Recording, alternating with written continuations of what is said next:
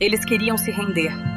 Deram um prazo para Deus agir, como se o Todo-Poderoso precisasse bater ponto no relógio do desespero humano.